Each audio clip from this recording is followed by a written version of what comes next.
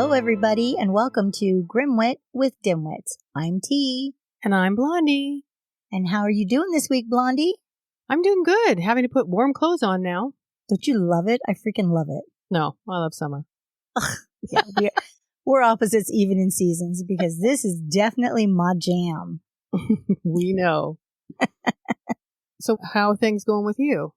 Things have been very interesting lately. Let's just put it that way. I'm thinking I might need to get a brand new phone because this whole Spookterfest, I think, has gotten into my phone. My phone is now possessed. You just got that phone. No, it's actually been a while. I think it's been maybe a couple years, but it's too new for this nonsense. Okay, so I'm going to tell everybody what happened the other day because you were involved. Mm-hmm.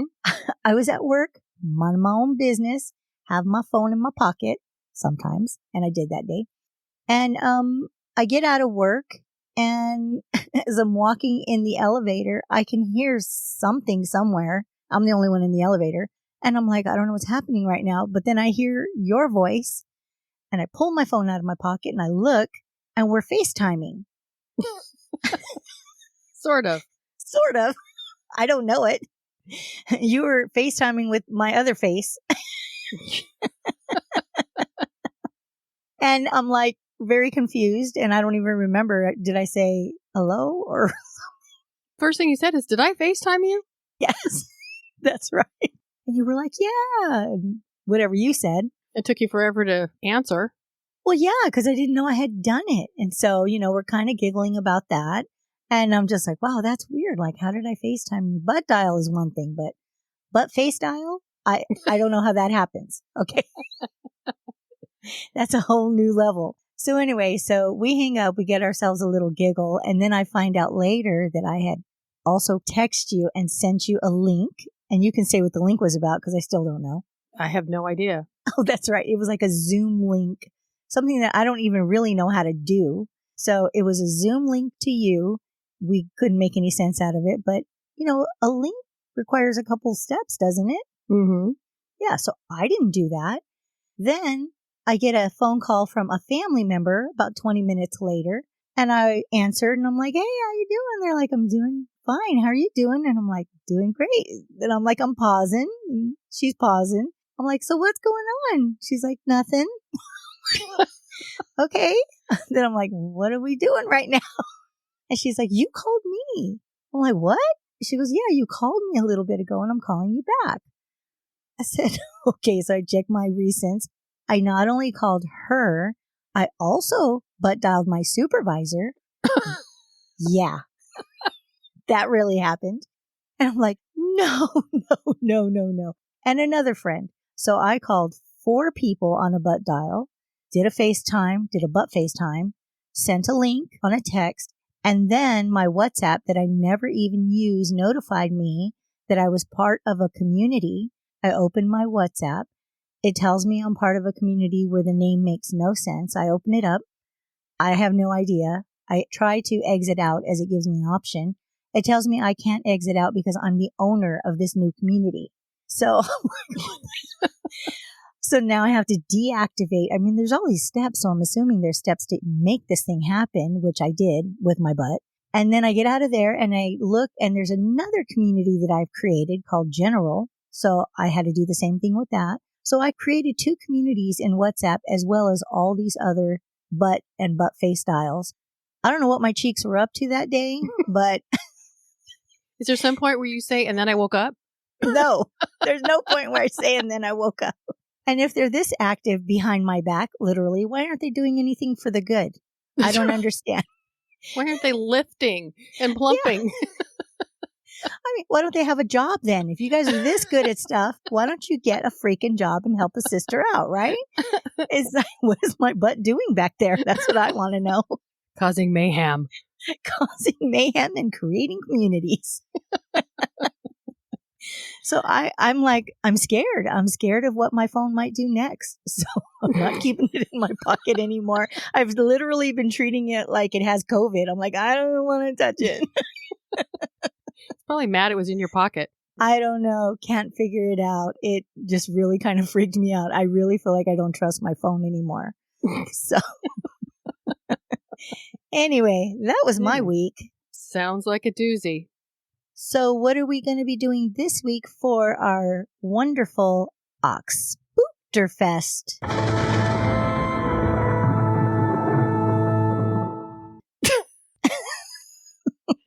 Where'd that high-pitched thing come from? That's me still being scared of my phone. Like, Don't listen. Well, this week, just like you, we're going to talk about Halloween. And some people think that fall is the best time of the year. Because it is. Yay, fall. The seasons are changing. It's getting colder. Pumpkin everything explodes. Right. There's parties, the costumes, the basic beginning of winter merriment. Winter merriment? Look at you. I know, right? I used a big word. So proper. Who are you and what have you done with Blondie? I don't know. She's still asleep. So this story is about a 22-year-old girl that looked forward to the annual Halloween party, so much so that she spent 6 weeks making her costume. 6 weeks? What the heck did she make? We all want to know. Ooh, and I'm going to keep you in suspense. Okay, thanks. You're welcome. In Maybee, Michigan, a man named Michael Williams threw his annual Halloween party on his farm. It was a perfect location that was surrounded by farms and cornfields, so they could be as loud as they wanted. The entire community looked forward to going, and every year it got bigger. 2014 marked the 10-year anniversary for this party, and he wanted to go all out. Well, you're definitely selling this big old party. Maybe we should plan a trip to Maybee next year. Wah, wah. Oh.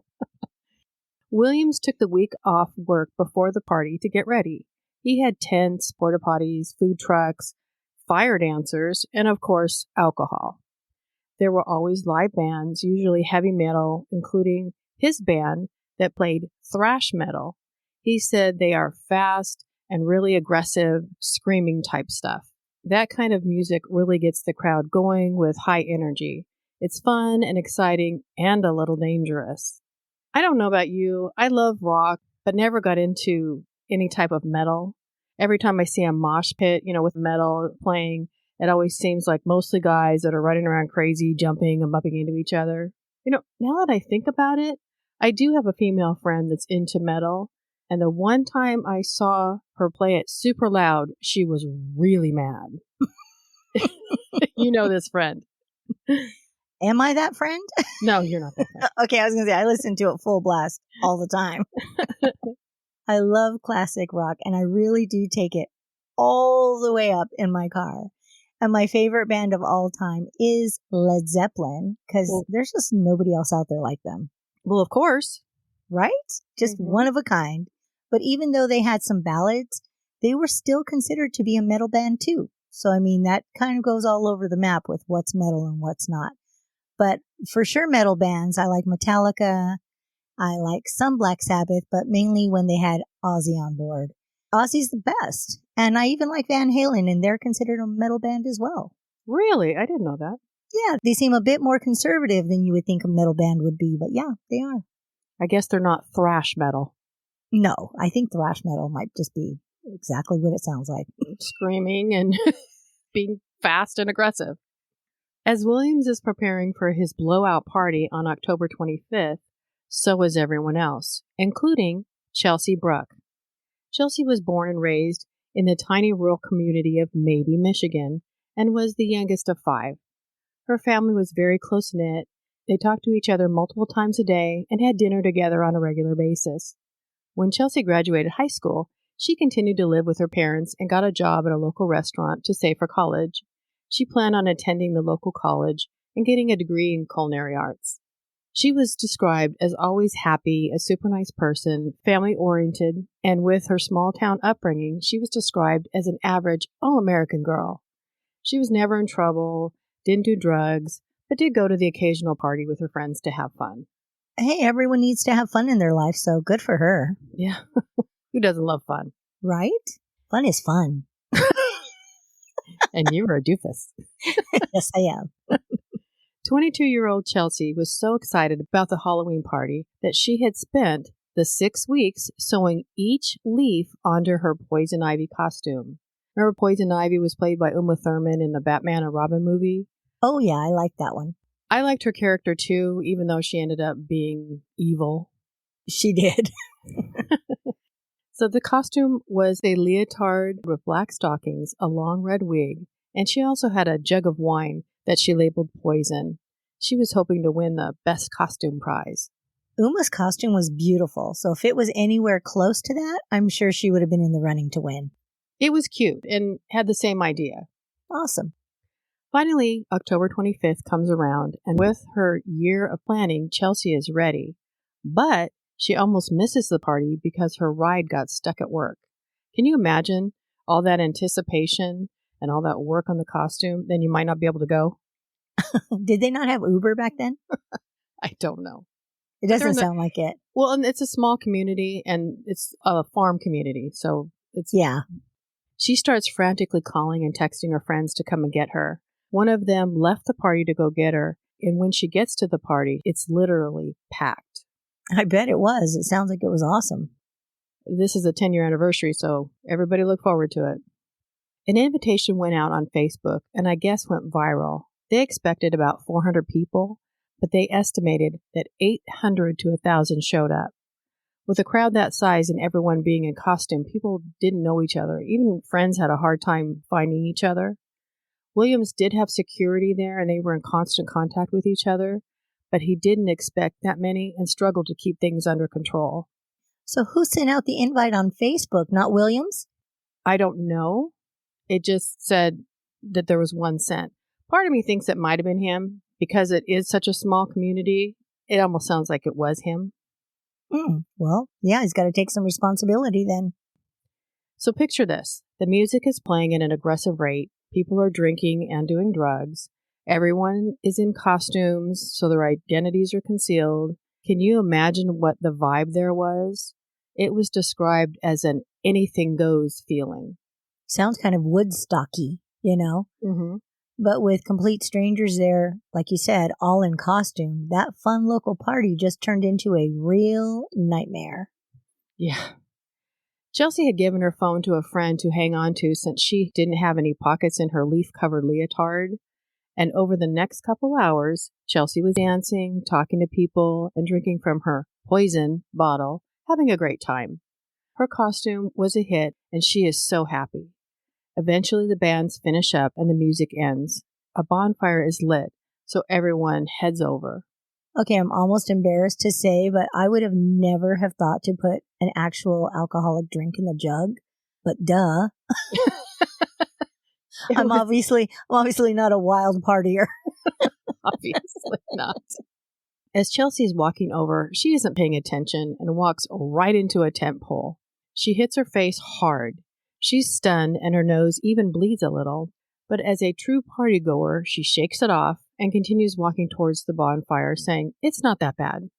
I'm sure her poison helped ease her pain a little bit. I'm sure it did. And how many times have we walked into something because we were not paying attention? Wait. Well, Mexico, enough said. Oh my God, that was hysterical. Shut up. That's a story for another time. I completely forgot about that. Now I'm not going to be able to finish the story. That was hysterical. That's why I get nervous around parking meters. Oh my God, it's so funny. Okay. Compose myself. Around 2:30 in the morning, the bonfire starts to go out and everyone heads home. But Chelsea couldn't find her friend with her phone or even any of her friends. She has no way to get home and starts asking people at the party if she could use their phones, with no luck. I give her credit that she could actually take somebody else's phone and know their number to call them. Truth be told, I know like 4 numbers, including my own. I don't even know yours other than the area code. Well, that's really sad because I've had the same number for 25 years. I remember your house number, but I don't remember your cell phone number. And my house number's new.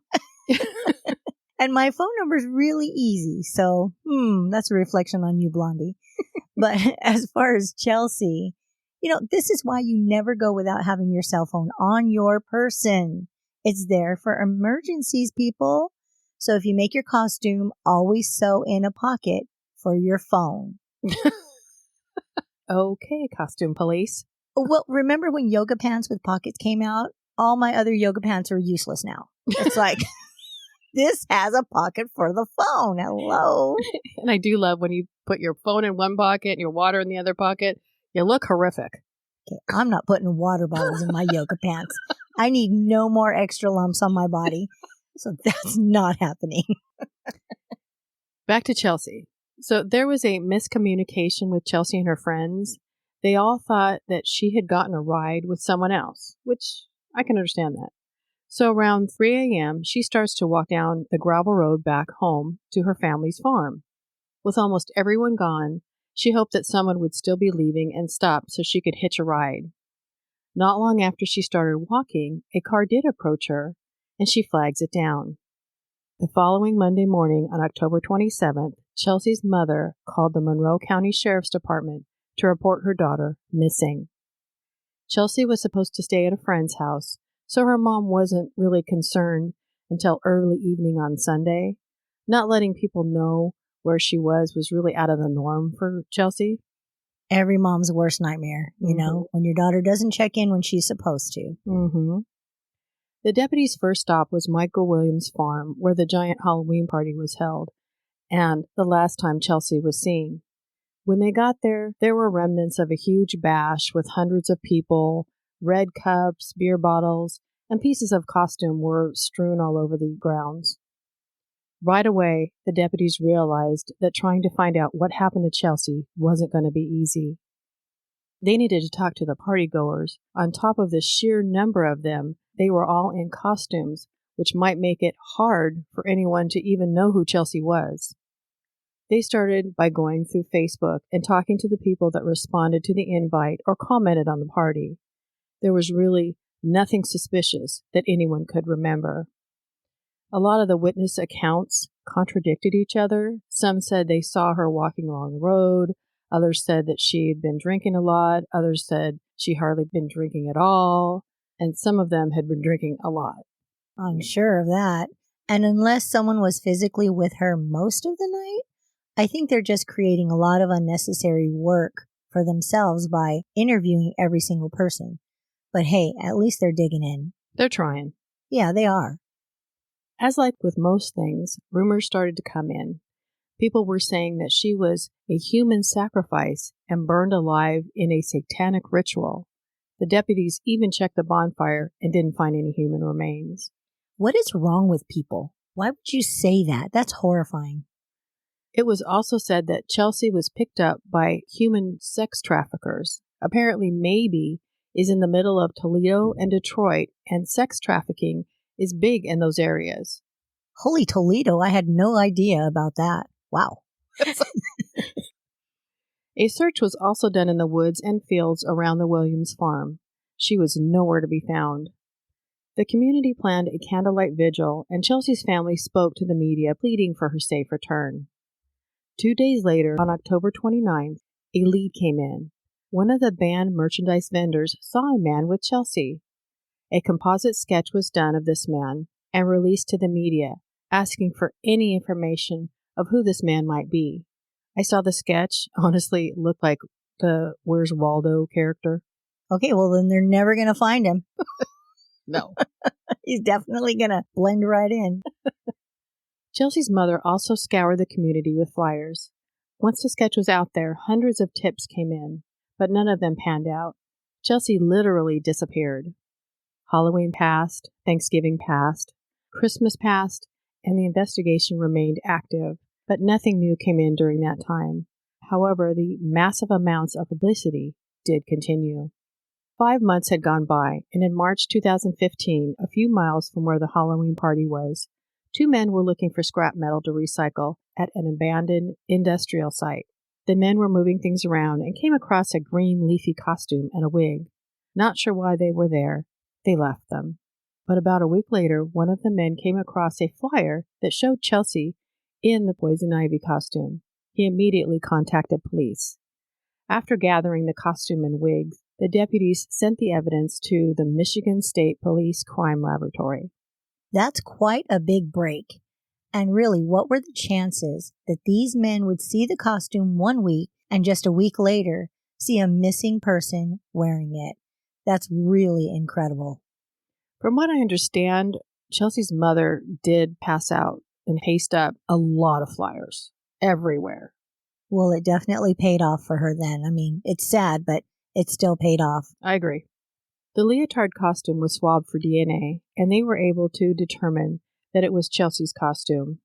They also found DNA of an unidentified male. The condition of the leotard made deputies think that there was a possibility of a sexual assault. Both straps of the leotard were torn and broken, and the crotch was ripped. Hoping to find the identification of the unknown male, investigators sent the DNA sample to CODIS. Much to everyone's disappointment, the DNA wasn't in CODIS. The mystery of who the man was still remains. On April 25, 2015, was the 6-month mark, and 1 million missing person flyers had been put out since Chelsea's disappearance. Geez, that's a full-time job, passing out 1 million in 6 months? Well, if it was your daughter. Oh yeah, no, I'm giving her credit. Exactly. It was also a few weeks after the costume was found when a man was clearing a site in the woods where he planned to build a residence. He was using heavy machinery to backfill dirt, but then got stuck. He went to look at what he was snagged on, and to his horror, he saw human remains. The remains resembled the same size as Chelsea, but because it was severely decomposed, they weren't able to tell for sure. The remains went to the Wayne County Medical Examiner's office, and a couple days later, it was confirmed through dental records that it was Chelsea Bruck. The medical examiner could also tell that her death was horrific. She was sexually assaulted and beaten to death. Her jawbone was cracked in two, she was missing teeth, and had a fractured orbital socket. The cause of death was blunt force punching to her face. What the hell? Death by punching is so savage. What kind of bloodthirsty monster is capable of such a horrible thing? I can't even imagine. I mean, how angry are you that you literally have to punch somebody, something, anything to death? How angry or how high are you to think that that was something to do? I'm sorry. I hate when people use, I said it in one of our episodes, alcohol and drugs as an excuse. There's something inside of you that makes this come out. The alcohol and drugs enhances it. Exactly. Chelsea's family and friends were shattered by the news. The small town was unnerved that something like this could happen in their community. I know we've said this before, and sadly, I know we'll say it again. But even after finding Chelsea's body, her murder investigation goes cold. It's always so heartbreaking to say. It really is, because you have a couple of things that are so hopeful, and then those things just go away. Especially when they know the brutality of her intentional murder, and that there's someone out there capable of such cruelty for what's probably absolutely no reason. More than a year and a half since Chelsea's murder, on July 21st, 2016, a breakthrough in the case. Deputies got a DNA match from the swabs off the poison ivy costume. The match was to Daniel Clay, 27. He was arrested on an unrelated charge. There is a new state law that said if someone is arrested for a felony, their DNA could be taken. That's how they got the match.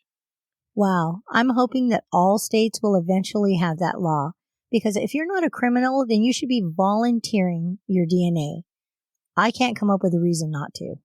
You'd really hope that they would. Well, I know some people will go, it's my privacy, blah. I get it, but you know what? We got to do our part to help make society run more effectively. And having DNA can go both ways. Can prove that you did something, or if somebody's found, sadly dead, it could prove who they are.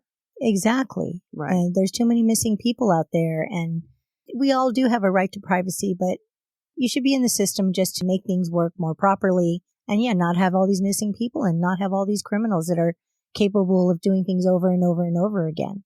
I fully agree. Daniel Clay also grew up in Monroe County, but his childhood was nothing like Chelsea's all-American family life.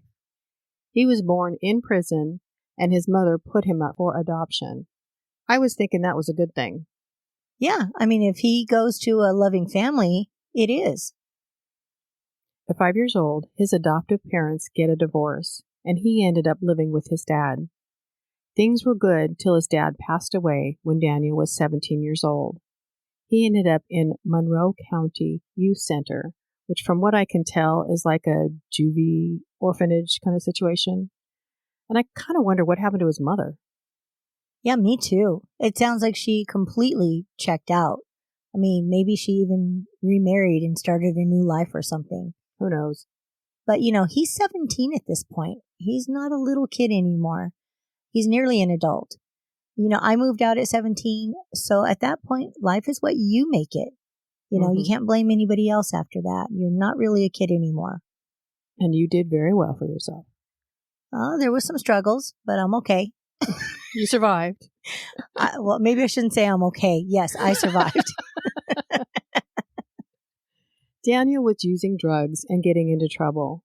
But once he turned 18, he wasn't able to stay at the youth center anymore. If it couldn't get any worse, it did. He was pretty much homeless after he left the youth center. Daniel couch and girl served. He worked at a restaurant, a gas station, and did odd jobs. He ended up getting a girl pregnant, but he left after the baby was born. She filed for child support, which he didn't or couldn't pay, and ended up with warrants for it. So one bad decision after another. I almost feel sorry, but... I mean, like I said, he's not a kid. If I hadn't been in that position myself, I'd feel sorry for him, but you can make better choices. Daniel continued with his trouble and arrest spree. He got charges for assault and battery, resisting, obstruction, and marijuana. In May 2016, he was arrested for larceny because he stole a backpack. He spent one night in custody, but like I said before, since he was arrested for a felony, they took his DNA. I understand everything he did in his life was his decision, but it just seems like he couldn't catch a break from the beginning. And to me, he sounds like, as a kid, he was actually one of the lucky ones who got adopted away from a troubled mom, into a decent family. And even when it broke up, he had his dad for 17 years. So again, his decisions for a troubled life were his own. I'm having a hard time with my heart bleeding for him. Yeah, you do make a good point. Officers made a plan to go to Daniel's house and arrest him, but made him believe he was being arrested for his child support warrants. They knocked on his door, and instead of answering, he went out the back door, where they had officers waiting. He's even got that predictable criminal behavior down pat now. And they anticipated that. Right. Daniel was booked on the child support warrants, and then moved into an interrogation room to have a little chat. Take their time and ease into it. The questioning came around to the night of the Halloween party. They asked him if he had ever heard of Chelsea Bruck. He told them, yeah, sure, she's all over the news and stuff. The officer told him his name came up, that he was seen at the same party that Chelsea was at. He said, yeah, he was there, but he didn't stay and left between 10 and 11. They asked him more questions. Were you by yourself? Did you leave with anyone? He said, yeah, I was by myself. Did you ever see Chelsea? Not that I know of. I don't know who she was, so, someone like that just isn't going to stick out to me. I'm thinking at this point they are showing him a picture of Chelsea. Yeah, probably. It sounds like it. The officers were letting Daniel lay out his story of what he did and what happened that evening. Then they told him that his DNA was found on her costume. He insisted that he didn't know her or had any contact with her, that he had no idea how it got there. As officers continued pushing, showing him the report from the crime lab, Daniel began to offer an alternative as to how his DNA could have gotten on her. He told officers that maybe he did have sex with someone in the back of a car at the party that night, but he didn't think it was Chelsea, but maybe a possibility. Talk about having definite answers. Yeah, because, him saying, I don't know who she is. She doesn't even stick out to me. But hey, maybe we had consensual sex that night during that supposedly 1 hour that I was there and that I completely forgot about till right now. That makes so much sense, Daniel. Keep going. He remembered having sex with someone, but she wasn't blonde. She had dark hair. He then asks, wasn't Chelsea blonde? They replied she was wearing a wig. He said no matter who was in the back of the car that night, he didn't kill Chelsea. The girl got out of the car and walked away. But didn't they find the wig separate from the body? So how does he not know she was blonde when he left her to die? That makes no sense. He's still trying to say he didn't know who she was. Tiring of Daniel's denials, they worked a different angle, telling him he had no intent. He said he was wasted. They continued, you had no intent. You had no intent to hurt her. Daniel's story slowly starts to change, and he was telling officers he wasn't sure what happened. Daniel broke down and said, quote, I remember this chick walking down the side of the road, so I pulled over, end quote. Now, wait a minute. First he says he left between 10 and 11. Now he's driving down the road at 3 a.m. Get your story straight, buddy. He picks her up and claims that she wanted more than just a ride home. She wanted to have sex with him. Obliging her, he drove down the road a few miles and pulled into a secluded spot. They got into it and had sex. Wild sex, according to Daniel. Okay, already there's no way she got wild in the costume that she spent 6 weeks hand sewing. She would have removed that first if she legit wanted to have crazy sex. You're right. So it wouldn't have been torn. It wouldn't have been ripped. Right. He told the officers that she got freaky, like biting and smacking him. Doesn't that almost sound like she's trying to fight him off? Absolutely. She wanted him to choke her. So he did, but during their encounter, all of a sudden she stopped moving and became limp. He thought he may have choked her too hard. He tried to revive her, but she wasn't coming around. After no response, he took her out of the car and began to perform CPR. Still nothing. She still wasn't moving, and she had no pulse. Then he does what any level-headed person would do, puts her back in the car and drives her to the nearest hospital while calling 911. Yeah, not so much. Not at all. He panicked. He was intoxicated with not only alcohol but drugs as well. He was thinking somewhat altered and never considered taking her to the hospital. Instead, he decided to get rid of the body and drove around till he came to a spot in the woods that he used to smoke pot at. He pulled her out of the car and left her there. Daniel sat in the car and cried. I wonder who he was crying for, Chelsea or himself. Maybe he was crying over how much his knuckles hurt after he punched her to death. Oh yeah, but that didn't happen, right? Right. One thing that Daniel didn't describe was how Chelsea got the injuries to her face. I mean, she did die of blunt force to her face. Daniel was charged with Chelsea Bruck's murder. I also want to know why her costume was found about 100 yards from where she was. He admitted to hiding her body, so why did he put her clothes somewhere else? Yeah, he never says that, does he? No, he doesn't. His defense attorney felt it was a manslaughter case, and that what Daniel had described in his interview was exactly what happened, that it started as consensual sex that went awry. Before the trial began, Daniel and his defense attorney turned down an offer of 35 years, but he would have to plead guilty to second-degree murder. The trial began on May 8, 2017. Daniel is now 28 years old and still claiming it was an accident, that he didn't mean for it to happen. You know, when the body can without a doubt prove that it was beaten to death, how do you have the bolas to think you can claim innocence? Denial. Ridiculous. The prosecution had a different story to tell. They showed the poison ivy costume that Chelsea spent hours making and was excited to wear that Halloween party. The same costume that had broken straps and a severely torn crotch.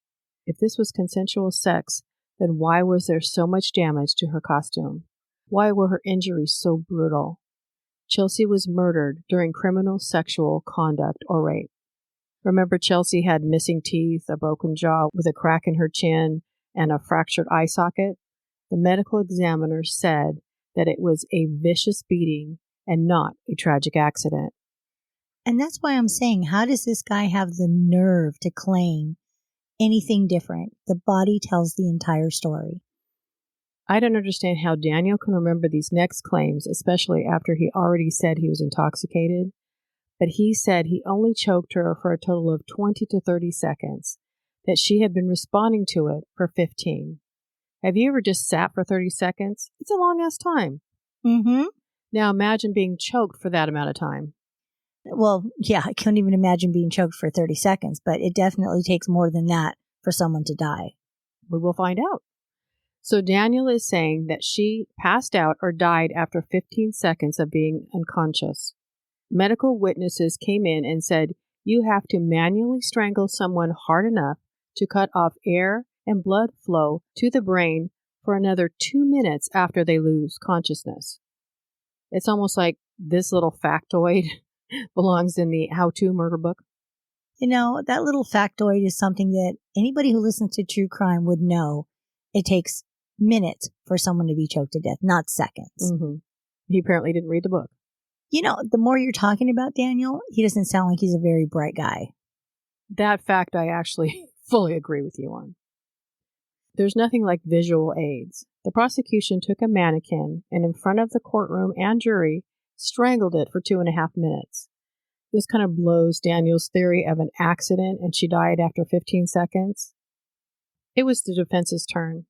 And trying to gain sympathy, they had Daniel testify. He told his story. They were both intoxicated, they had consensual sex, and that it was all an accident. He even tried to save her by performing CPR. Remember, though, there was one thing he didn't do. He didn't call 911. If it was consensual and an accident, why didn't he reach out for help? His response? His cell phone died. I have never been, nor will I ever be in this position, but it would never occur to me to hide a body or not call the police. Well, unless my bestie needs my help, then I'm there with a shovel. Exactly, and you're not calling the police. Also, something else that needs some explanation. How did Chelsea get those savage injuries? Defense experts testify that the injuries could have happened up to 3 hours after her death. So some possible explanations were Daniel may have slammed her head in the car door, or tossing her body into the makeshift grave, he took some leaves, branches, and stuff to cover her up, that a log may have hit her in the face. But doesn't Daniel say he saw her die after 15 seconds of choking her? Even in his own story, he says she was dead. He does. Back to the he's not so bright. Exactly. Defense also had more theories about what contributed to her death, and more medical experts were there to back it up by saying that because Chelsea was drinking, death through deprivation of oxygen and blood flow to the brain could have been shortened. Not that he didn't do it. Okay, go ahead, roll your eyes. Not only rolling my eyes, but I've said this before too. I know defense attorneys have a job to do, and God bless them. But stuff like this is just so troubling. Like, who's trying to find that one little out that they know damn well didn't happen to get this murderer off? How do you do that and sleep at night? I don't know. But you're right. That is their job, to place any little tidbit of doubt into the jury's mind. Yeah. And that's all they're after. They're just pulling this stuff right out of their butts. And they do know that. So that's a part I have a problem with. Their butts trying to figure it out on the phone. Maybe I should set my demonic phone on them. That's right. The experts went on to say that she died during erotic asphyxiation, basically depriving someone of oxygen during sex, which heightens the orgasm. Another troubling trend out there. In the defense's closing argument, they said that because of the erotic asphyxiation, that meant that Daniel wasn't the monster or sexual predator that the prosecution made him out to be. He was simply a drunken kid guilty of nothing more than negligence and bad judgment. The defense attorney wanted them to come back with manslaughter and improper disposal of a corpse and not a felony murder. I'm sorry. What was he, 25 when this happened? 25, 26. Yeah, that's not a kid. Stop trying to make him out to be a kid who doesn't know better. He is a grown man who not only did something wrong, but then he tried to cover it up, and he still is trying to cover it up. So, no, this is not an innocent kid. That makes me mad.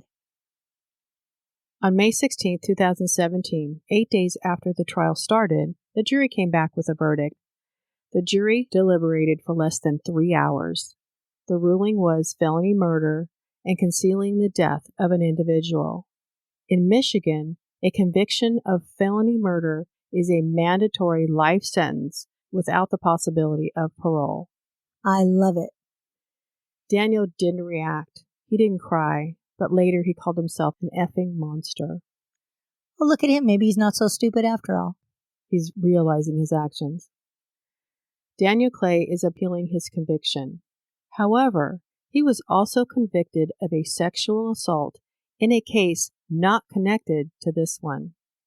Michael Williams still has his Halloween parties, but has moved them indoors to a more controllable environment. It took 3 emotional years for Chelsea Bruck to get justice. At the reading of the verdict, her family was joyful, but really never being able to see her again. How joyful can you be? So sad. Yeah. Well, thank you very much for that interesting story. Very, very sad. You're more than welcome. And yes, I agree. Very sad. We'd like to thank everybody for listening to another one of our Oxpookterfest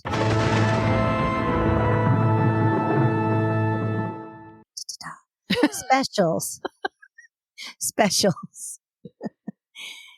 Have fun, take care, and don't forget to let your grimaginations run wild. Goodbye, everybody. Bye. We just want to thank you all for sharing your time with us. And if you'd like to send in your creepy little grim bits, we would love to hear your personal stories, interests, and suggestions. Please email them to grimwitwithdimwits@gmail.com. Don't forget to follow us on Instagram at grimwitwithdimwits, X at grimwitwithdimwits, Facebook grimwitwithdimwits, and YouTube grimwitwithdimwits. Join us every Monday for new episodes, and feel free to share us with your grim-loving friends. We would really appreciate if you would take a minute to rate and review. 5-star ratings go a long way and would really help us out. Until then, we would love it if you'd come back next week to delve with us into the strange and unusual things we just can't wrap our skulls around.